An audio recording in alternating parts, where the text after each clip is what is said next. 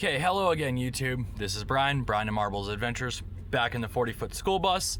Marbles up front. Marble, come here, lover.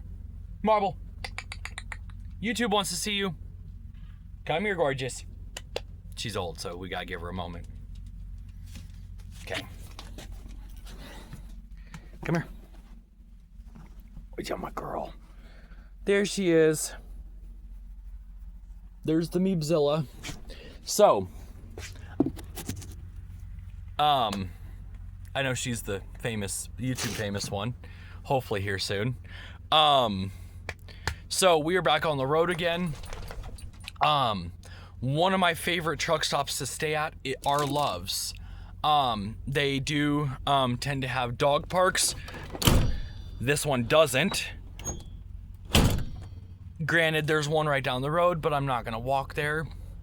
We're just here overnight. I stopped at about 3:30, 4 o'clock. Always go in and ask the manager on duty if you're allowed to park overnight. This is for big rigs, you know. If the managers say yes or the employees say yes and they're really cool to us about it, then, you know, don't take it for granted. You know, buy something from there.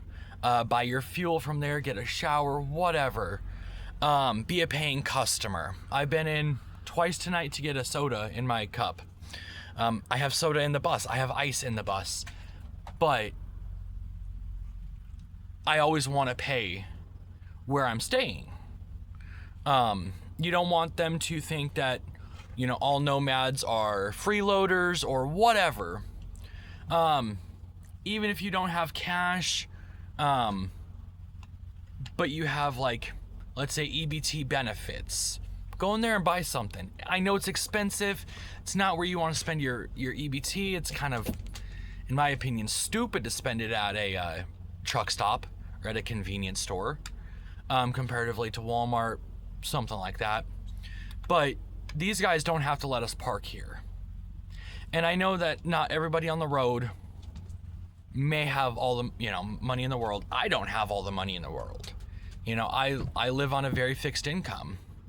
Trying to manage a 40-foot school bus, that's fun. So always go in and ask for permission first. You know, park respectfully, and then walk in. You know, look presentable. I was wearing my blue button-up with a pair of shorts today. You know, my beard looks good, my hair looks good. Look fairly presentable. Don't look like a bum. I know some of us, you know, before I got my hair cut, I know sometimes I look like a bum, but, you know, brush your hair before you go in. You know, you're on the road all day. They know that not all rigs have AC, so if you sweat a little bit, oh well. You know, it is what it is. Don't go in there reeking of body odor, marijuana, any of that stuff. Even if you do use it, don't use it and drive, please. At the end of the day, we all have to be respectful to one another on the road. Ultimately, this is the spot for truck drivers to come and rest for the night. I come from a trucking family,